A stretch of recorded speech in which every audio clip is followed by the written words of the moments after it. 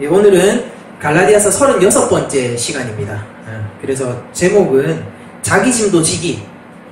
이게 원래 다른 제목을 제가 이렇게 정했다가 라임이 맞더라고요. 자기짐도 지기 이러면. 그래서 힙합이라 생각하시고 스웩이라 생각하시고 여러분들. 자기 짐도 우리가 지자는 거죠. 제목이. 이렇게 자기 짐도 지기라는 제목으로 오늘 말씀을 전하도록 하겠습니다. 우리 갈라디아서를 지금 계속 해오고 있잖아요. 어느덧 거의 다 끝날 시간이 됐는데 오늘 36번째 시간입니다. 앞전에 우리들이 봤던 거를 한번 리뷰해 봤으면 좋겠습니다. 우리 공동체 안에, 그러니까 교회 공동체를 얘기하는 것입니다. 분명히 바울은 지금 형제들아 라고 부르고 있죠. 1절에서 6장 1절에서 그러니까 교회 공동체 내에서 어떤 범죄한 일이 드러나게 되었을 때, 갑작스럽게 발견되었을 때 우리는 그 사람은 어떻게 대해야 되는가? 그 사람의 짐을 지는데 그리스도가 우리와 함께 멍에를 매듯이 우리가 그 사람의 죄의 고통 속으로 들어가 함께 분담해줘야 된다라고 얘기를 했습니다. 그러니까 이거는 감상적으로 단순히 해야 될 말을 숨기거나 아니면은 저 사람하고 또 껄끄러우니까 얘기를 안 하거나 교회 공동체니까 무조건 품거나 이런 식의 내용이 아니라 저 사람의 죄를 돌이키면서 그가 그리스도의 진리 속으로 다시 들어오기를 원하는 목적으로 해야 된다라고 했고, 그것은 아주 온유한 마음으로 할 수 있는 자만이 가능하다고 했습니다. 이게 정죄가 되면 안 되겠죠. 그래서 항상 우리들이 깨달아야 하는 것은 자매가 만약 죄를 짓게 되면은 그 죄는 언제나 내가 빠질 수 있는 죄라는 것을 우리가 항상 인식하는 것이 좋다라고 했죠. 그러니까 같은 상황이면은 나는 더한 죄도 지을 수 있다는 것을 잊지 말아야 하는 것이죠. 이제 그것이 죄인으로서 죄인에게 다가가는 형태로 그려지는 겁니다. 그렇게 했을 때 우리는 그 낮은 죄인의 자리에서 상대방의 죄를 함께 분담할 수가 있게 되는 것이죠. 그 고통과 멍에를. 그 죄의 고통 속으로 들어가는 것은 결코 쉽지 않아요. 바리새인들은 그렇게 하지 않았죠. 자신들은 죄 바깥에 있었습니다. 정죄하는 건 쉬워요. 너무. 거기 안 들어가면 되거든요. 거기 안 들어가고 밖에서 얘기하면 돼요. 근데 그 죄가 여전히 나의 죄일 때, 그 죄가 여전히 나를 찌르는 죄일 때, 그때 그 사람만이 그 사람의 상대방에게 가서 얘기를 할 수 있는 겁니다. 상대방이 상처를 받지 않고, 상처를 받을 수도 있죠. 근데 어쨌거나 원론적으로 얘기하자면 상처를 받지 않고 나도 그 사람이 어떤 반응이 오든지 간에 겸허하게 받아들일 수 있는 상태가 되는 것이죠. 아무튼 그렇게 이 얘기를 했었던 바울은 지금 오늘의 본문에서는 이런 얘기를 하고 있습니다. 만일 누가 아무것도 되지 못하고 된 줄로 생각하면 스스로 속인다 라고 지금 얘기를 하고 있는 거예요. 이거는 명백하게 지금 저희들이 계속 봐왔던 갈라디아 교회 안에 들어와 있던 거짓 교사들을 향해서 하는 얘기죠. 무엇인가 됐다라고 생각을 하는 것인데 그게 뭐냐면은 자기를 스승이라고 생각하는 것이죠. 내가 율법을 지키고 율법을 충분히 행하고 있는 자라고 생각하는 것이죠. 근데 그 실상은 어떻다라는 겁니까? 아무것도 아니다라는 거예요. 아무것도 아니다. 그런데 그는 진심으로 믿고 있는 겁니다. 내가 무엇인가 됐구나, 하고 있구나 라고 정말로 믿는 거예요. 그러면은 스스로를 속이는 거라고 하는 거예요. 자기 자신에 대해서 알지 못하는 것이 하나님 앞에서 참 죄죠. 우리는 그것을 교만이라고 부르죠. 내가 하나님 앞에서 죄인이라는 것을 인정하지 않으면은 기독교 신앙은 먼저 성립하지 않습니다. 그 첫 발걸음이 떼어지지 않아요. 우리가 하나님 앞에서 내가 죄인이라는 것을 고백할 때 그때서 비로소 기독교 신앙은 한 걸음 나가는 것이죠. 그 자리는 어떤 자리냐면은 아무것도 아닌 자리예요. 우리 성경에서 얘기하는 죄인이라는 것이 뭔지 압니까? 여러분들 전적 타락이라는 얘기를 여러분들이 들어보셨잖아요. 근데 그 전적 타락이라는 것이 어떤 만큼 타락이냐면은 아무 가능성이 없는 타락이에요. 알미니우스라는 교회사적으로 역사 가운데서 알미니우스라는 사람이 있었습니다. 그 사람들은 원래는 기독교 개혁파였습니다. 개혁파였어요. 근데 그 사람들이 이제 인문학과 함께, 인문학자가 이제 비판을 하기 시작한 거예요. 그러니까 하나님 예정론에 관해서, 그러니까 하나님이 구원하실 자를 택하고 그 구원을 전부 행하게 하면은 사람의 윤리적인 도덕적인 책임은 어디 있느냐? 이 예정론은 문제가 있는 것이 아니냐라고 얘기를 했어요.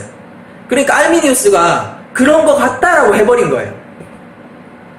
그를 중심으로 알미니우스 파가 생겼습니다. 그가 죽은 후에 아마 자기는 그렇게 자기를 따르는 사람들이 많아질 거라고 생각 못했을 거예요. 왜 조그만한 변방의 어떤 그 기독교, 그러니까 목사님이었어요. 근데 그렇게 인정을 하고 거기에 대해서 제고해 볼 필요가 있다라고 했을 때 많은 사람들이 인정을 했습니다.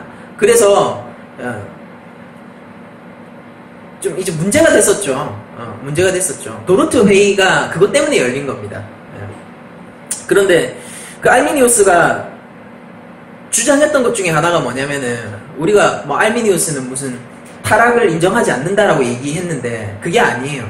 알미니우스는 전적 타락을 인정했습니다. 근데 그걸 뭐 어떻게 설명했냐면은, 타락을 했는데 인간이 너무 타락해서 이거 진짜 너무 나쁜 놈들이에요. 그래서 하나님이 은혜를 주시는데도 거절해버릴 정도로 타락했다, 싹 타락했다라고 얘기를 한 거예요. 그런데 이게 맞는 표현인 것 같으세요? 성경이 얘기하는 타락은 조금 더 심각해요. 그거는 내가 너무나도 타락했기 때문에 하나님이 은혜를 주시는데도 거절할 수가 없는 타락입니다. 왜냐? 죽음이니까요. 시체라고 얘기를 하는 거거든요. 모든 영역이 타락하고 오염되어 있어요. 나의 이성, 나의 감성, 나의 삶의 의지, 지정이 인간을 구성하고 있는 모든 영역에서 우리는 타락해버린 겁니다. 그러니까 하나님이 나한테 은혜를 주고 있는지도 몰라요. 하나님이 나를 사랑해 주시는지도 모릅니다. 하나님이 창조주시라는 것도 몰라요. 그럼 여기서 무슨 반응을 할 수 있냐라는 거죠. 그러니까 이거는 움직이고 말하고 먹고 생활할 뿐, 하나님이 보실 때는 시체인 거예요. 죽음인 거예요. 아예 반응할 수가 없어요. 하나님이 나한테 은혜 주시는다는 것도 몰라요. 이게 성경이 얘기하고 있는, 그리고 우리가 믿고 있는 믿음입니다. 이것이 인간을 둘러싸고 있는 인간의 궁극적인 문제, 죄의 문제라는 것이죠. 알미니우스는 전적 타락을 얘기하되 그 타락을 논리적으로 하면은 부분 타락이 되는 거죠. 근데 알미니우스는 전적 타락을 조금 다르게 설명을 해버린 거예요. 여러분들, 그런 인간에게 하나님의 자리를 우리가 만약에 제대로 찾는다면, 하나님 앞에서 우리가 죄인의 자리부터 시작한다면은 누가 하나님 앞에서 내가 무엇이 되었다라고 주장할 수 있겠습니까? 없죠. 거짓 교사들은 자신들이 하나님 앞에서 뭘 하고 있다라고 주장했어요. 근데 재밌는 건 뭐냐면은, 여러분들 이 시대는 갈라디아 교회 안에 들어왔을 때는 이제 신약 시대죠. 이 시대는 제사가 그렇게 드려지고 있지 않던 시대예요. 여러분들 그거 아세요? 율법을 지키려면 다시 지키든가. 그러니까 제사는 별로 행해지고 있지 않았습니다. 성전도 파괴되고 막 이런 상황들이 막 되면서 이 전통이, 제사를 원래 드리던 전통이 굉장히 강한, 여러분들 모세 시대 때 보세요. 그러니까 율법은 어떤 생활, 어떤 윤리 저변의 삶의 법 같은 거고, 실제 어떤 종교적인 영역은 어디에 치중되어 있었냐면은 제사에 치중되어 있었습니다.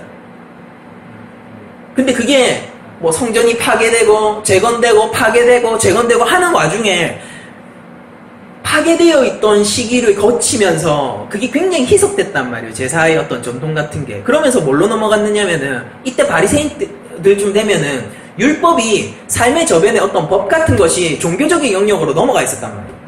그러니까 그걸 지키는 게 제사를 드리는 것 같은 의미를 가지게 됐습니다. 그럼 그들이 지키고 있던 율법은 이미 뭔가 조금 변질되어 있는 율법인 거예요. 뭔가 빠져있는 율법인 거예요. 그들은 율법 전체를 지키지도 않으면서 뭘 하는 겁니까? 내가 율법을 지킨다라고 얘기를 하면서 하나님 앞에 뭔가를 해드리고 있다라고 생각하던 사람들이란 거죠. 이런 실수를 우리가 범하면 안 돼요. 우리가 구제활동을 하는데, 이제 저희들이 준비기도회를 왜 하는지 압니까? 우리들이 준비기도회를 하는 이유는 우리들이 너무 교만해서예요. 우리가 하나님 앞에서 너무나도 빠지기 쉬운 함정에 늘 빠질 수 있기 때문입니다. 우리들이 좋은 일을 하면은 언제든지 우리들은 우리가 하나님 앞에 해드렸다 라고 얘기할 수가 있게 되는 거예요. 우리의 마음은. 하나님, 제가 이거 하나님 앞에 해드렸어요 라고 얘기를 했단 말이에요. 그렇게 하면 하나님이 뭐라고 할까요? 잘했다, 네가 아주 큰 도움이 됐다 라고 얘기할까요? 아니에요. 하나님은 내가 너를 써줬다 라고 얘기하십니다. 써줬다. 네가 할 수 있는 게 아닌데 내가 네 삶의 보살펴을 할 수 있게 했다. 그게 왜? 그게 천국 삶의 원리잖아요. 그게 성도로서 사는 하나님 앞에 회복받은 자의 삶의 원리잖아요. 그 삶의 원리를 살 수 있게 하나님은 은혜를 베풀어 주셨다는 거예요. 그러니까 우리가 시점을 하나님의 기준으로 보느냐, 우리 인간의 기준으로 보느냐에 따라서 이 마음의 간극이 너무나도 큰 것이죠. 바울이 어땠습니까? 갈라디아서를 여러분들이 보시면서 율법 할례를 하고 말고 이거에 관심 있었어요? 아니죠. 할례를 하든가 말든가, 뭐 하든가 말든가, 할례 자체 하는 것 자체에 문제를 삼지 않았습니다. 바울도 유대인이었어요. 그 자체를 문제 삼지 않았어요. 근데 뭘 문제 삼았습니까? 너희들이 할례 받으면서 할례를 구원의 기준으로 삼는 거를 문제 삼았잖아요.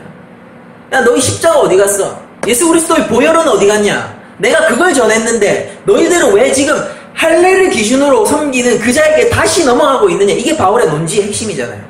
그들이 할례 받을 수도 있어요. 만약 받으면서 그들의 마음의 중심이 십자가에 있었다면은 바울은 아무 문제 삼지 않았을 겁니다. 근데 뭐가 문제였어요? 십자가에 있는 것이 아니라 그들은 마음의 중심이 할례로 옮겨가고 있었다고요. 왜 그럴까요? 그들의 스승이 아무것도 되지 못했으면서 자기가 뭐가 됐다라고 생각하는 사람들이었기 때문입니다. 그 사람들에게 넘어가면은 우리들도 뭐 별 수 없어요. 얼마나 매력적인데요. 신앙생활을 잘하는 사람 얼마나 매력적인데요. 얼만큼 우리가 따라가고 싶습니까? 구제활동 많이 하는 교회 얼마나 매력적이에요. 근데 그게 복음이 기초가 없고 하나님 은혜의 기반이 없고 우리의 힘으로 우리가 뭔가 해나가는 거라면은 그게 무슨 의미가 있겠습니까? 하나님 앞에서는 그냥 하나님 뭐라고 하실까요? 내가 하면 더 잘할 수 있는데 이렇게 하시지 않을까요? 내가 하면 더 잘할 수 있는데 야 너네 괜히 내가 사역하는 거 맡겨놨더니 방해만 하고 이렇게 얘기하지 않겠어요? 구제사역을 하면서 우리 내부 가운데서 어떤 마음의 분열이 없을까요? 뭐 만약에 무슨 일을 하면은 한국 선교를 가도 그렇잖아요. 누군가는 일 많이 하고 누군가는 작게 하고 이러면 우리 마음속에서 형제들을 향한 그런 분열들이 안 생길까요? 하나님이 원하시는 것은 언제나 완벽한 것이죠. 온전한 것이죠. 왜? 하나님이 거룩하시고 온전하시기 때문입니다. 제사를 여러분들 아무거나 드릴 수 있어요? 아무거나 드릴 수 있냐고요? 없어요. 흠없고 딱 기준이 있습니다. 흠없는 것을 드려야 됩니다. 왜? 하나님이 흠 없으시기 때문이죠. 그러니까 우리가 하는 일들이 흠 없다라고 얘기할 수 있나요? 절대 얘기할 수 없을 것 같아요. 근데 어떻게 우리는 하나님 앞에 나아갑니까? 흠 없는 어린 양 예수 그리스도를 우리가 중심으로 하고 있기 때문에 나가는 거예요. 그러니까 우리 흠 있는 우리들의 제사가 하나님 앞에 드려지는 겁니다. 흠 있는 우리들의 구제가 하나님 앞에 연락되는 거예요. 그렇게 됐을 때 우리들은 비로소 하나님 앞에서 진정한 구제의 희열을 느낄 수가 있는 겁니다. 진정한 봉사의 희열을 느낄 수가 있는 거예요. 내가 해서 여러분들 생각해보세요. 내가 해서 내가 성취한 것만 해도 주는 그 보람과 희열이 얼만큼 많습니까? 근데 하나님이 함께 하시고 하나님이 성취하시는 그 일에 우리가 참여한다면은 얼만큼 더 큰 희열과 얼만큼 더 큰 기쁨이 있을까요? 저는 화관하는데 저희 뭐 교회가 올해 1월 1일날 개척됐잖아요. 이제 이거 진짜 전적으로 하나님이 하셨어요. 진짜 전적으로 하나님이 하셨는데 제가 만약에 과거에 저도 뭐 이거저것 해보려고 좀 계속 전 사회적으로 루저였거든요. 실패자였기 때문에 뭔가 계속 해보고 싶어서 성공하고 싶어서 발악쳐 본 적이 있습니다. 근데 그때 뭔가를 제가 성공을 했다 하더라도 이것만큼 기쁘지 못할 거예요. 돈의 문제가 아니에요. 중심의 문제인 거죠. 얼만큼 했느냐 실적의 문제가 아니에요. 중심의 문제인 거죠. 성도의 싸움은 늘 거기에 있습니다. 그러면은 여러분들이 여기까지 들으셨다면은 각각 자기의 일을 살피라 라고 얘기할 때 무엇을 살펴야겠습니까? 그 기준이 무엇이 있을까요?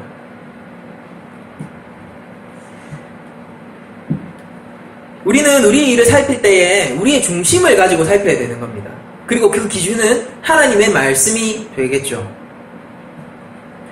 그렇게 했을 때 우리는 자랑할 것이 나에게는 있어도 남한테는 있지 않게 될 거예요. 여러분들, 천국은 자기 자랑이 없는 자들이 가는 거라는 거 여러분들 잘 알고 계시죠? 하나님 앞에서 내가 뭐 했네 이렇게 그 은혜 외에 내세울 수 있는 게 뭐가 있겠어요? 자기 자랑이 없는 거예요. 근데 여기서는 자랑할 것이 자기에게 있다라고 얘기를 하고 있는 거예요. 무엇을 자랑할까요? 여기서는 한번 논리대로 한번 따라가 보면 되겠죠. 우리가 우리의 일을 나의 중심을 놓고요, 내가 무엇을 했는가 아닌가가 아니라, 내가 할례를 했는가 아닌가가 아니라, 율법의 조항을 얼만큼 지켰는가가 아닌가가 아니라, 내가 새벽기도를 얼만큼 열심히 나갔는가가 아니라, 내가 주일 예배를 얼만큼 빼놓고 왔는가 아닌가가 아니라, 내가 교회에서 얼만큼 많은 중직을 하고 얼만큼 많은 봉사를 하고가 아니라, 내 중심을 놓고 내가 그리스도의 은혜에 붙잡혀 있는가 아닌가, 내가 하나님의 은혜에 붙잡혀 있는가 아닌가, 내가 십자가에 의해 서 있는가 아닌가, 내가 매일 그 십자가로 가는 것을 기뻐하는가 아닌가를 놓고 하나님 앞에 말씀을 기준으로 볼 때 우리에게는 기쁨이 생깁니다. 왜? 하나님, 내가 이전과 달라졌네요 라는 기쁨이 생기는 거예요. 이전에 하나님을, 여러분들 날 때부터 하나님 믿은 사람 있으세요? 모태신앙? 그거 약간 환상이 일루전이죠. 제가 모태신앙입니다. 여러분들 아시다시피 저는 무신론자가 됐었고요. 제가 하나님 믿었었어요? 아니요. 전 날 때 죄인이었습니다. 30년을 죄인으로 살았어요. 그리고 지금 한 8년 더 지나서야 제가 이제 전도사가 됐습니다. 이 모든 죄인들이, 날 때부터 이 죄인인 우리들이 모태신앙이 어디 있겠어요? 그런 우리들이 이제는 하나님의 법을 기뻐하게 된다고. 하나님의 법이 나를 찌를 때에 내가 그것을 겸허히 받아들이게 됐다고요. 그리고 나를 찌르는 것이 오히려 사람들하고는 다르게, 다른 사람들하고는 다르게 말씀이 나를 찌르는 것이 나에겐 즐거운 일이 됐단 말입니다. 그게 달콤한 일이 돼버렸단 말이에요. 그리고 성경이 약속하는 그 은혜와 안식을 예전에는 비웃었죠. 우리 모두 비웃었습니다. 하나님이 어딨어요? 천국이 어딨어요? 요새 천국 얘기하면 바보 멍청이 아니에요? 예수님이 다시 오실 거다, 이 땅의 왕으로서 다시 오실 거다라고 얘기하면은 그 바보 멍청이 아닙니까? 근데 그 멍청하다고 비웃던 내가 지금은 그걸로 은혜가 되는 거고, 내가 진짜 그게 안식이 돼버리는 겁니다. 내가 힘들고 고난스러운 일이 있을 때 하나님이 주신 소망 있잖아요. 소망. 그 무슨 소망이에요? 일 잘 풀릴 거라는 소망입니까? 아니에요. 그 소망이 아니라 내가 반드시 이 땅을 회복시키겠다는 소망이요. 내 생애에 안 일어날 수 있다는 거 알죠? 예수님 이 땅에 오실 때 여러분들 살아있을 때일 수도 있고 아닐 때일 수도 있어요. 그러나 어쨌거나 그분이 오셔서 회복시킨다는 소망, 내가 그 회복 안에 함께 한다는 소망, 내 삶을 남들이 볼 때는 어떤지 몰라요. 근데 평안하다. 저희 부모님은 항상 걱정하세요. 저희 가정을, 제 아내와 제 아들이 있는데 아유 늘 힘든 것만 같고 고생하는 것만 그렇게 보세요. 장인어른 장모님도 그렇게 보십니다. 근데 좀 주려고 계속 그러시고 이러시거든요. 근데 평안해요. 진짜 평안해요. 농담하는 게 아니고 진짜 평안합니다. 왜 그런 평안이 있습니까? 말씀 안에서 제가 평안을 보는 거예요. 하나님이 나한테 약속해 주신 게 있는 거예요. 실제 제 마음을 다스려 주세요. 평안합니다. 그 안에서 우리가 자랑이 생기는 거예요. 하나님, 내가 순종했습니다. 하나님 말씀에. 이전에 패역했던 내가 이제는 하나님 말씀에 순종합니다. 하나님의 말씀을 비웃던 내가 이제 하나님의 말씀이 생명의 말씀이라는 걸 알고 있습니다. 여러분들 이 믿음 뭐하고 바꾸시겠어요? 이 믿음을, 우리가 가진 이 믿음을 무엇과 바꾸겠습니까? 사람들이 볼 땐 우매한 것이죠. 시대에 뒤떨어진 것이에요. 전 근대적인 거예요. 심지어 전 근대적인 거예요. 여러분들 지금 여러분들은 서 있는 자리에서 여러분들 믿음을 당당하게 표출했을 때 그거에 대해서 공감하는 사람이 얼마나 있을까요? 없죠? 쓰레기 취급하잖아요. 아무것도 아닌 취급하잖아요. 그건 그냥 약간 속고 있는 거잖아요. 너무 많이 믿는 거 아닙니까? 그런데 그런 우리에게 이 세상의 가치 판단으로 그렇게 쓸모가 없는 이 믿음이 우리에게 얼만큼 큰 의미가 있습니까? 이건 우리한테 생명인 거예요. 우리한테 생명인 거예요. 여러분들이 간디처럼 될 수 있으면 이 믿음 바꿀 거예요. 여러분들이 슈바이처처럼 될 수 있으면 이 믿음과 바꾸실 겁니까? 바꿀 수 없어요. 이게 생명인 겁니다. 우리. 이 믿음을 붙들고 이 믿음을 지키려고 싸울 때 우리는 우리 안에 자랑이 생기는 겁니다. 하나님, 분투합니다. 내가 이 믿음을 나도 버리려고 하는데 가끔씩 믿음의 가장 큰 대적은 나 자신일 때가 너무 많죠. 나도 이 믿음을 버리려 하는데 이 믿음을 내가 그래도 끝까지 붙들고 나가려 합니다. 나는 예수 그리스도의 십자가의 은혜를 결코 잊지 않습니다. 라고 하면서 우리가 살아갈 때 우리 안에 자랑이 생기는 거예요. 근데 그거는 밖으로 드러나는 자랑이 아닙니다. 하나님과 나 사이의 관계적인 문제예요. 이거는 하나님과 나 사이의 관계적인 문제라고요. 내가 회복된 자로서 하나님 앞에서 원래 하나님을 알지도 못하고 알 수도 없고 죽어있던 나를 살리신 하나님과 이제 내가 아버지, 내가 자녀라고 불리면서 그렇게 살아갈 때 그 관계성 속에서 우리는 자랑이 생긴단 말이에요. 내가 오늘도 자녀로서 행했습니다. 자유자의 삶이죠. 근데 남에게 자랑이 있는 사람들은 뭘까요? 왜 하나님 앞에서 말씀과 은혜로 기준을 삼고 나의 중심을 놓고 이를 살피면은 자랑이 없는데, 왜냐면 하나님하고 나와의 관계니까 거기서 끝나는 거예요. 근데 왜 밖에 자랑 있는 사람들은 왜 그런지 아세요? 그 기준이 밖에 있으니까 그렇겠죠, 당연히. 사람들이 어떻게 나를 볼까? 이 일을 했을 때 뭐라고 얘기를 할까? 진짜 힘든 싸움입니다, 이거는. 저희 교회 이름이 낮은 자리 교회잖아요. 제가 이거를 신대원 들어가기 전부터, 신대원 준비할 때부터 이미 이름을 받아 놓고 이제 계속 기도를 하면서 신대원을 준비했었는데, 그러니까 낮은 자리 교회로 지었습니다. 그러니까 낮은 자리 교회로 지으니까 이름 너무 좋다라는 얘기를 되게 많이 들었어요. 좋다, 이름 좋다. 누가 낮은 자리로 교회 이름을 짓냐? 그러니까 이름 좋다 막 칭찬해주는 사람들이 많았습니다. 은혜스럽다 막 이러는 거예요. 교회 안 가봤는데 뭘 알아? 근데 교회 안 가봤는데 교회가 너무 은혜스럽대요. 왜? 이름이 낮은 자리니까. 뭐 하는지도 모르고 우리 교회 아무것도 안 하고 있는데 그렇게 얘기를 해주는 거예요. 근데 그때 제 마음에 무슨 마음이 들었는지 아세요? 분명히 하나님하고 제가 이름을 받았고 하나님과 기도하면서 그렇게 준비하면서 개척을 했음에도 불구하고 제 마음속에 이게 약간 기업으로 치면은 낮은 자의 이름이 브랜드화되는 느낌을 받았어요. 이게 이름으로서 밸류가 있는 가치가 생기네? 야, 이게 괜찮은 거구나. 내 이름 잘 지었네. 약간 으슥해지는 거죠. 그렇게 됐을 때 좀 많이 힘들었습니다. 그렇게 되고 나서. 왜냐면은 그걸 더 누리고 싶어서 힘들었어요. 그런 마음을. 사람들이 칭찬해주는 거를 더 듣고 싶어서 힘들었어요. 싸웠습니다. 근데 성도이고 싶어서. 낮은 자리 교회를 담임하는 전도사니까 내가 물러나 버리면 아무것도 안 되잖아요. 믿음의 싸움에서. 그래서 싸웠어요. 웬만하면은 예쁘다 이러면은 최대한 흘려버리려고 했었어요. 조금 되는 것 같아요. 이제는 내 중심이 하나님과 기준이 있을 때 이 낮은 자리 교회는 복음이 있는 자리거든요. 예수님이 육체를 입고 오신 그 자리거든요. 그래서 낮은 자리 교회란 말입니다. 우리 앞에도 써 있잖아요. 빌립보서 2장 6절에서 8절. 이거 우리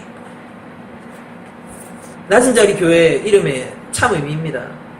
복음이 있는 자리, 예수님이 있는 그 자리, 예수님이 함께 하시겠다고 약속한 그 자리의 교회인데, 이게 사람들이 칭찬해주면은 이 이름 자체가 의미가 있어져 버리는 거예요. 그 안에 있는 예수님과 그 안에 있는 복음은 온데간데 없어지고 이름 자체가 의미 있어져 버리는 거예요. 그 사람은 낮은 자리를 뭘로 해석할지 알지도 못하면서 저는 그걸 가지고 만족을 해버리는 겁니다.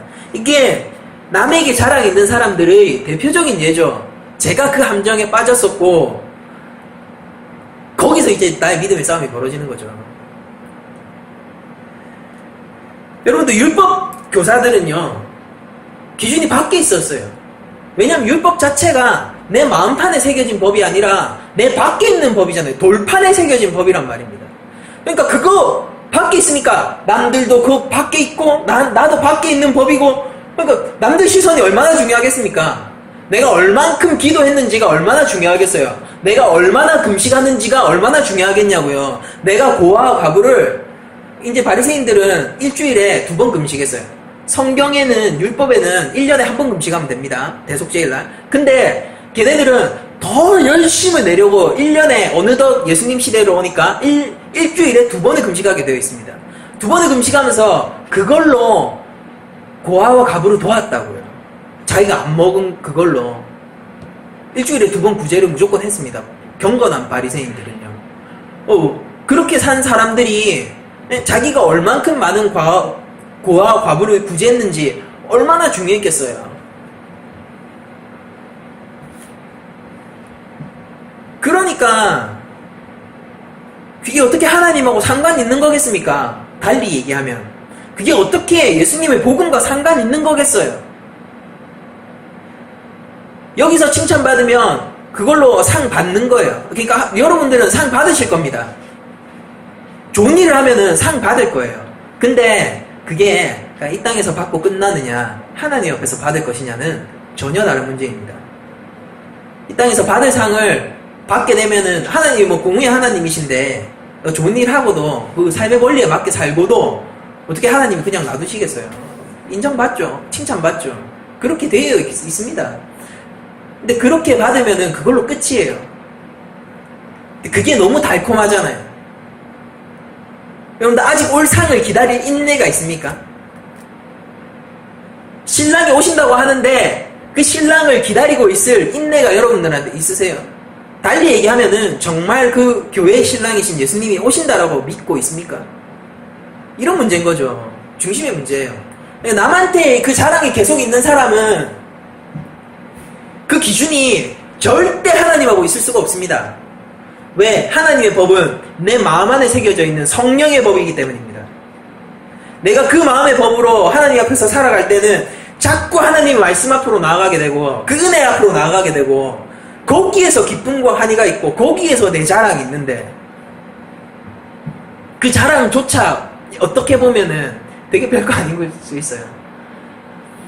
근데 그게 진짜 내 만족을 주는 건데 자꾸 밖에 자랑이 생기면은 여러분들 신앙을 한번 점검해 보세요. 내가 누구 보고 있지? 내 시선이 어디로 가 있지?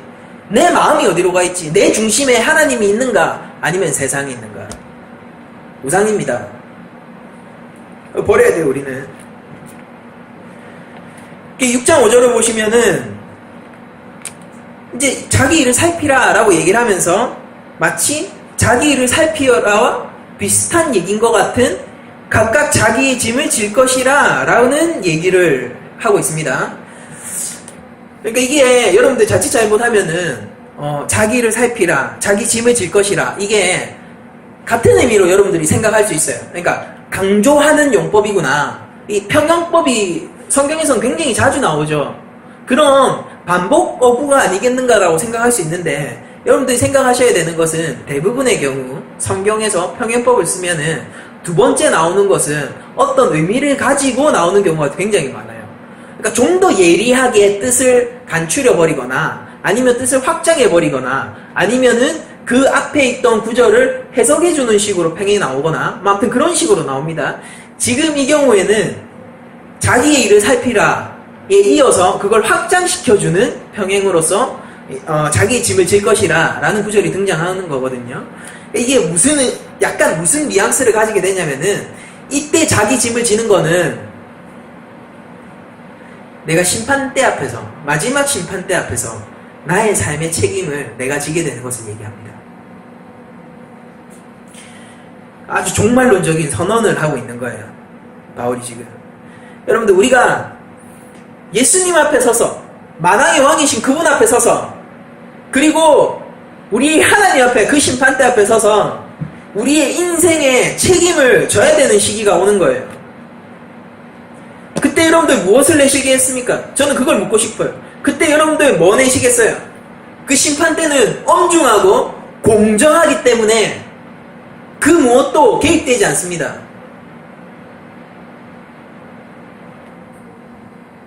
어떤 외모도 그 어떤 사사로운 감정도 거기에 개입되지 않을 거예요. 그때 그 앞에서 여러분들 뭐 내시겠어요? 뭘 내실 수가 있을까요? 우리 삶에서 좋은 일 많이 하려고 우리 다 싸우잖아요. 저는 그걸 믿지 않아요. 그러니까 사람들 막 마음대로 사는 거를 좋아한다라고 막 방탕하게 사는, 세상 사람들은 방탕하게 사는 거 좋아한다 이런 얘기 믿지 않습니다. 제가 아는 세상 사람들은 전부 바르게 살기를 원해요. 도덕적으로 살기를 원합니다. 남들한테 피해 안 끼치고 싶게 살고 싶어 해요. 그러니까 방탕하게 사는 삶을 최대한 지향하면서 삽니다. 우리도 마찬가지 아니에요. 그러면은 그렇게 좋은 삶을 살았는데 하나님의 심판대 앞에서 예수 그리스도 왕으로 계신 그 보좌 앞에서 우리가 뭘 낼 수 있냐고요? 한번 점검해 보자고요. 분투하면서 싸웠어요. 그래서 내가 평생을 분투하면서 싸웠어요. 그래서 그 자리 앞에서 뭘 낼 수 있냐고요. 온전한 그 거룩 앞에서, 의 앞에서, 변색된 의 말고요. 정말 세마포처럼 하얀 그 의 앞에서 우리가 뭘 낼 수 있냐고요. 내 손에 들린 게 무엇입니까? 그때 우리가 낼 수 있는 게 딱 하나밖에 없는 거예요. 예수 그리스도의 십자가. 하나님이 계실 때 예수님이 옆에서 나 죄 아는데요? 하면은 끝나는 거예요. 왜? 내 죄를 모두 담당해 주셨거든요. 이게 사사로운 감정이 아니란 말이에요. 이 죄값을 치러 주셨단 말이에요. 복음이 결코 무게 없는 게 아닙니다. 예수를 믿는 게 결코 무게 없는 게 아니라고요. 죄값을 치러 주셨다고요. 여러분들 평생 살아가면서 그 평생의 삶으로도 감당할 수 없는 그 삶, 그 의, 그 공의, 그 심판대 앞에서 예수님이 십자가, 그 보혈로 모든 것을 값을 치러 주셨다고요. 우리의 값을. 그 값은 하나님의 아들이세요. 그때 우리가 짐이 뭡니까? 어떤 짐일까요? 예수 그리스도와 함께 지는 멍에, 그게 바로 우리가 질 짐이에요. 그러니까 우리의 삶에 대해서 우리는 책임을 져야 될 거예요. 근데 그 삶 중심에 그리스도를 중심으로 한 삶이 아니라면은 하나님 앞에 하나도 계수되지 않을 겁니다. 너무 성경적인 원리잖아요, 이게. 낼 수 있는 게 없습니다, 정말로. 정말 낼 수 있는 게 없어요. 저는 정말로 마음을 치고, 돌이켜고, 막 해도, 다시, 말이면 합니까, 여러분들? 낼 수 있는 게 하나도 없다고요. 예수님을 붙들고 있는 이 손, 예수 그리스도가 나를 안다라고 할 때 그 예수 그리스도의 보혜사 대신, 우리의 중보자 대신, 그게 아니면 우리가 어떻게 그 심판대 앞에서 우리 삶을 책임질 수 있겠습니까? 그러니까 그런 말들이 자꾸 속지 마세요. 믿음이 있고 행위가 있으니까 믿기도 하고 행하기도 해야 된다고 얘기하지 마세요. 제가 늘 강조하지만은 믿음은 한 번도 행위와 동등한 가치를 지녀본 적이 없습니다. 행위는 언제나 믿음에 종속되어 있어요. 여러분들 행위는 어떤 때 쓰는지 아세요? 행위는 이 사람의 믿음이 있는지 없는지를 판단할 때 쓰는 거예요. 그게 믿음보다 큰 가치일까요? 믿음과 동일한 가치라서 그래요? 아니에요. 믿음이 그 사람의 삶을 끌고 간 흔적을 우리가 보는 겁니다. 믿음이, 성령이 그 사람의 삶을 끌고 간 흔적을 보니까 저가 하나님을 믿겠거니 안 믿겠거니 우리가 알게 되는 것이죠. 그럼 그 흔적이 중요해요. 그 끌고 가고 있는 그 마치 말처럼, 기관차처럼 그 끌고 가고 있는 그 주체가 중요합니까? 그러면은 간디는 믿는 사람이었습니까? 우리 교회 간디 오면은 올킬 당할걸요? 저를 비롯해서 누가 싸우고 있겠어요? 슈바이처 박사님 오시면 우리 교회 올킬 당할걸요? 우리 아직 구제도 안 하고 있는데 평생을 지금 그 아프리카에서 그 사람들을 위해서 자신의 의학기술을 던진 그 사람을 무엇으로 비교하겠어요? 행위가 없으면서 믿음이 있다고 하는 사람도 가짜지만은 행위와 믿음을 동등하게 마치 놓고 그렇게 보는 사람도 사실은 그거 가짜예요. 말에 속지 마시기 바랍니다. 여러분들 자기의 삶의 책임을 지는 것은 그 심판대에서 자기의 책임을 지는 것은 그 책임은 짐의 주체도 하나님이셔야 돼요. 여러분들, 무엇으로 양과 염소가 갈렸습니까? 예수님의 비유, 양과 염소의 비유가 있잖아요. 뭐 때문에 그렇게 갈렸을까요? 그들이 분명히 삶의 책임이 있었죠. 야, 네가 나 힘들 때 먹여줬고, 나 목마를 때 물 줬고, 그러니까 내가 너를 구원한다 라고 예수님이 얘기하잖아요. 그때 그 구원받는 사람이 뭐라고 그럽니까? 내가 언제요? 이렇게 하잖아요. 기억 안 나는데요. 그가 기억도 못하는 일인 겁니다. 그가 자기가 했다라고 생각치 않은 일이라는 거예요. 왜 그럴까요? 하나님이 하셨는데라는 인식을 가지고 있으니까요. 근데 예수님은 그거를 네가 했다라고 해주는 거예요. 그러니까 내가 너를 구원하는 거야. 합당하게. 근데 그 사람은 의아한 겁니다. 그게 그냥 은혜인 거예요. 와, 하나님이 다 하신 일을 가지고 나를 구원해 주신다고? 하나님이 다 하시고 우리한테 값을 쳐주는 대표적인 일이 뭡니까? 믿음이죠. 하나님이 무엇을 하셨습니까? 아들을 이 땅에 보내주셨어요. 십자가. 거기서부터 모든 게 출발되는 겁니다. 여러분들, 그럼 이게 종말론적인 얘기라면은 제가 조금 마태복음의 열처녀 비유를 보면서 조금 더 이 내용을 강화시키고 싶은데요. 마태복음 25장을 우리가 한번 찾아봤으면 좋겠습니다. 마태복음 25장 1절에서 13절인데 제가 가진 책으로는 신약 43페이지입니다. 마태복음 25장 1절에서 13절.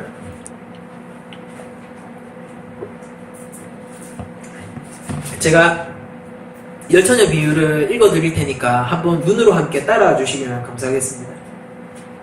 그때 천국은 마치 등을 들고 신랑을 맞으러 나간 열 처녀와 같다 하리니 그중 5은 미련하고 5은 슬기 있는 자라. 미련한 자들은 등을 가지되 기름을 가지지 아니하고 슬기 있는 자들은 그릇에 기름을 담아 등과 함께 가져갔더니 신랑이 더디옴으로 다 졸며 잘세. 10명 다 자죠. 밤중에 소리가 나되 보라 신랑이로다 맞으러 나오라 하매 이에 그 처녀들이 다 일어나 등을 준비할세. 미련한 자들이 슬기 있는 자들에게 이르되 우리 등불이 꺼져가니 너희 기름을 좀 나눠달라 하거늘 슬기 있는 자들이 대답하여 이르되 우리와 너희가 쓰기에 다 부족할까 하노니 차라리 파는 자들에게 가서 너희 쓸 것을 사라 하니 그들이 사러 간 사이에 신랑이 오므로 준비하였던 자들은 함께 혼인잔치에 들어가고 문은 닫힌지라. 그 후에 남은 처녀들이 와서 이르되 주여 주여 우리에게 열어주소서. 대답하여 이르되 진실로 너희에게 이르노니 내가 너희를 알지 못하노라 하였느니라. 그런즉 깨어있으라. 너희는 그날과 그때를 알지 못하느니라. 아멘. 여러분 이상하죠? 이거 되게 남의 구절이에요. 왜냐면은 지금 열처는 다 잤잖아요. 다 잤습니다. 다 잤어요. 그런데 예수님의 결론은 뭐예요? 그런즉 깨어있으라죠. 깨어있으라. 다 잤잖아요. 신랑이 오니까 부랴부랴 일어났어요. 전부 다. 근데 왜 예수님은 이 결론을 가지고 이 비유의 결론을 가지고 깨어있으라 라고 했을까요? 여기에는 몇 가지 메타포가 숨어 있습니다. 우리들은 그 누구도 깨어있을 수 없는 자라는 겁니다. 그쵸? 다 자잖아요. 슬기 있는 자도 별 수 없어요. 잡니다. 왜? 신랑이 더디 오니까요. 다시 한번 물을게요. 이거는 뭐 사족이긴 하지만 여러분들 정말 예수님이 오실 거라는 거 믿으십니까? 신랑이 더디 오니까 다 자는 거예요. 우리도 잠들기 십상이에요. 하나님하고 뭐 상관없는 삶 살기 십장이죠. 그런데 슬기 있는 자들이 딱 한 게 하나 있어요. 신랑을 기다렸던 거예요. 여기서 왜 그들이 뭐 기름을 담아서 이제 기름을 준비를 하지 않습니까? 뭐 이거를 성령이라고 해석하는 사람도 있어요. 뭐 그럴 수도 있을 거예요. 그런데 더 중요한 건 이 비유의 내러티브 속에서 더 중요한 건 뭐냐면은 그들이 신랑을 기다렸다는 겁니다. 그들은 신랑을 사랑했어요. 그들은 신랑이 올 것을 믿었습니다. 그러니까 슬기 없는 자, 우매한 여인들은 뭘 하고 있었습니까? 뭐 괜찮은 거예요. 뭐 언젠가 올 때 오겠지. 막연한 믿음. 신랑하고 상관이 있는 사람이에요? 없는 사람입니다. 근데 이들은 진짜 올 걸 믿었어요. 그리고 신랑이 오기를 바랬겠죠. 신랑이 빨리 와야 돼. 나 도저히 신랑이 언제 올지 모르겠는데 등을 계속 기름을 준비하고 있어야 되지 않을까? 오늘 밤 오지 않을까? 안 왔어요. 내일 밤 오지 않을까? 또 안 왔어요. 또 오지 않을까?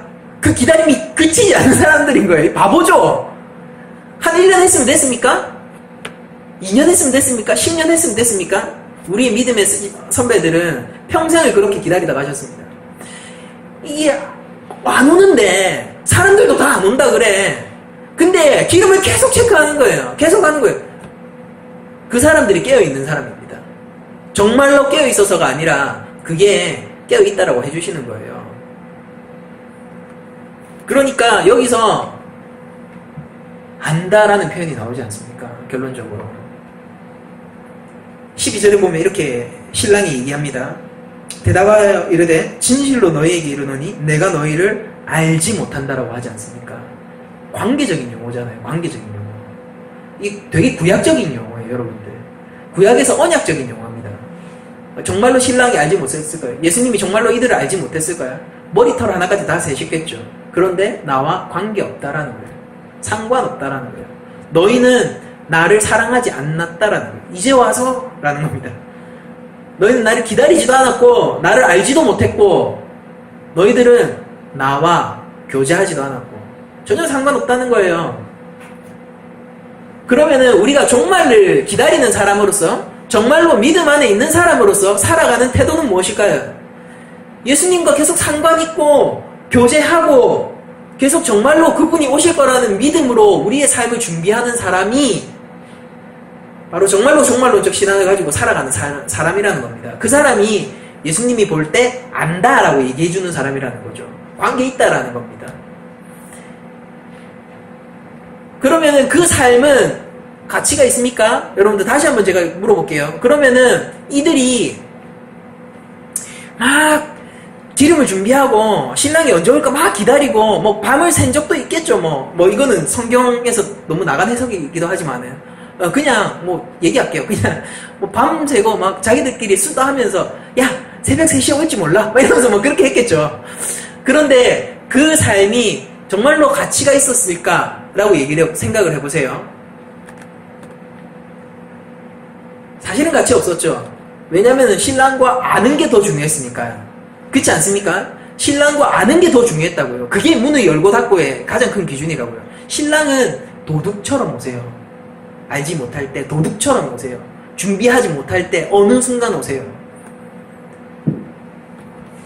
그러면은 신랑하고 그때 관계 있느냐 마느냐가 가장 중요한 거예요. 그런데 그때 왔을 때 신랑은 뭐라고 하냐면은 그 가치 없는 그이들을 가지고 우리에게 가치 있다 해주신다는 겁니다. 야 기다리면서 지샌 밤 내가 알아. 기다리면서 조마조마했던 마음 내가 알아. 기다리면서 기름이 날아가잖아요. 여러분들 기름은 날아갑니다. 날아가면은 또 채워놓고 했던 수고 내가 알아. 내가 알아. 그 앞에서 신부가 뭐라고 하겠습니까? 나 잤는데 너무 부끄러워요 이러겠죠.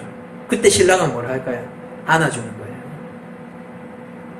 그게 계시록의 마지막 때입니다. 눈물을 닦아주시고 더 이상 고통과 고난도 없는 그때. 여러분들 천국은 이미 우리 가운데 있습니다. 우리 가운데 있어요. 그 천국은 이미 왔지만은 또한 완성될 것이기도 합니다. 여러분들 지금 천국 안에 사셔야 돼요.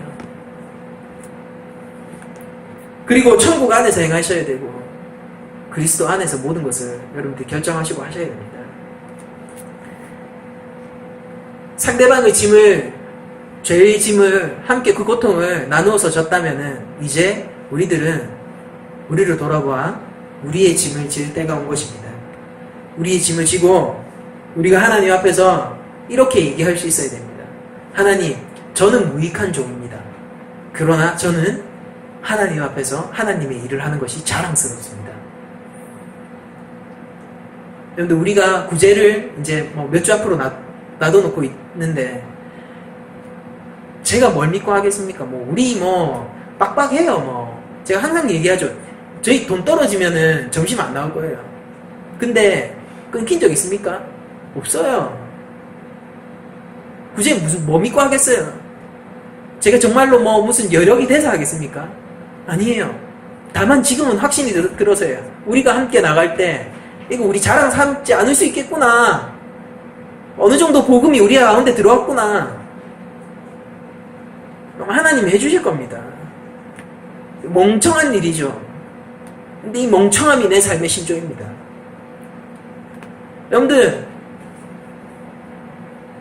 결단하셔야 돼요. 여러분들의 의지를 북돋우셔야 됩니다. 근데 왜 그렇습니까? 그리스도 안에 있기 때문에 그런 거예요. 선후 관계를 항상 헷갈리지 마세요. 기도를 하면 하나님 움직이십니까? 아니에요. 어떤 것들 보세요. 기도하기 전에 이미 그 일이 시작되고 있었던 걸 볼 거예요. 여러분들이 기도하기를 하나님이 기다렸다는 것을 알게 될 겁니다. 조지밀로 막 있잖아요. 5,000번, 5만 번 응답 받았다면서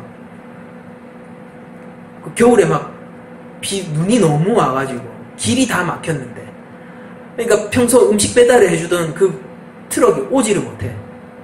근데 그 폭설이 그치지 않는 거예요. 굶어 죽게 되었을 때 조지밀로가 기도합니다. 기도하고 있을 때 갑자기 빵빵 소리가 들려요. 나가봤더니 어떤 트럭이 눈 가운데서 조난당해가지고 헤매다 거기로 온 거예요. 뒤에 뭐가 실려 있었냐면 감자가 실려 있었습니다. 감자가 한 트럭이 실려 있었다고요. 그럼 하나님이 언제부터 그 일하고 있으셨어요? 기도하기 전에. 조지밀로가 기도하기를 기다렸던 거예요. 왜? 나 혼자 하기를 원치 않는다. 나는 너와 함께 하기를 원한다. 모든 일을. 내가 너를 사랑하고 너도 나를 사랑하고 내가 하는 일이 너의 일이 되고 네가 하는 일이 나의 일이 되기를 원한다. 연합의 상태잖아요. 그걸 원해서 기도할 때까지 기다리셨다라고밖에 저는 얘기할 수가 없어요. 여러분들 결단하십시오. 의지를 내세요. 삶에서 하나님 앞으로 돌아가십시오. 왜 그렇습니까? 그리스도 안에 있기 때문이에요. 왜 그렇습니까? 우리가 복음에 비쳤기 때문입니다. 이미 하나님이 먼저 하셨기 때문이에요. 하나님이 여러분들을 찾고 있기 때문입니다. 여러분들을 인격적으로 대하고 계시기 때문이죠. 로봇으로 만들기를 원하지 않고 여러분들이 사랑하기를 원하는 겁니다. 교제하기를 원하는 거예요. 결단을 내었을 때 하나님이 오는 게 아니에요. 하나님이 이미 확증하셨습니다. 십자가 위에서. 그 사랑을 이미 확정했는데 뭘 더 바랄까요? 더 바라는 것이 너무 우리한테는 교만한 일이 아닐까 생각을 해봅니다. 이제 말씀을 마치겠습니다. 우리가 한 주간 살아갈 때에도 정말 우리 심판대 앞에서 나의 삶에 책임질 수 있는 삶을 살기 원합니다. 그 삶은 여러분들이 얼만큼 잘하느냐 못하느냐의 싸움이 아니에요. 못하셔도 됩니다. 다만 믿음의 분량만큼 하세요. 믿음 안에서 믿음의 분량만큼 하세요. 저도 괜찮아요. 쓰러져도 괜찮습니다. 때때로 불완전해도 돼요. 누구나 불완전합니다. 사도 바울도 늘 그렇게 느꼈어요. 괜찮아요. 괜찮은데 그러나 중요한 것은 믿음 안에서 하시고 그리스도의 십자가 앞으로 매일 나가시는 그 삶을 여전히 경주하시기를 주님의 이름으로 축원합니다.